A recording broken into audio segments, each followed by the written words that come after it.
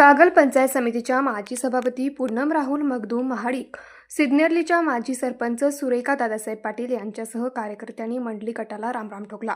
राहुल मगदूम महाडिक व दादासाहेब पाटील, माजी सरपंच कबीर राजाराम कांबळे यांच्यासह असंख्य कार्यकर्त्यांची मंडली गटाला सोडचिठ्ठी देत मंत्री हसन मुश्रीफ गटात प्रवेश केला. या प्रवेशाबद्दल मंत्री मुश्रीफ यांच्या हस्ते पुष्पगुच्छ देऊन सर्वांचे स्वागत करण्यात आलं. भाषणात मंत्री मुश्रीफ म्हणाले, कागल तालुक्यात राजकीय विद्वेषाचा फार मोठा संघर्ष होता. तो संपवण्यामध्ये मी पुढाकार घेतला. जनतेने मला आमदारकी दिल्यानंतर आपल्याकडे येईल त्या माणसाची गटतट आपला परका असा भेद न करता काम करीत राहिलो. अशा विधायक कामातूनच मी ही गटबाजी संपवली.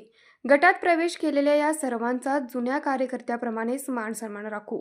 एक कुटुंब म्हणून एक दिलाने काम करूया. प्रत्येक कार्यकर्ता स्वावलंबी बनला पाहिजे या भावनेतूनच काम करीत आलो आहे. या कार्यक्रमात मुश्रीफ गटात प्रवेश केलेल्यांची नावे अशी: सिद्धेश्वर सहकारी दूध संस्थेच्या व्हाईस चेअरमन उज्ज्वला उत्तम पवार, उत्तम बाळू पवार, योगेश पवार, संभाजी जत्राटे, अवधूत महाडिक, पोपट तवंदे, बबलू शेख, रणजित पाटील.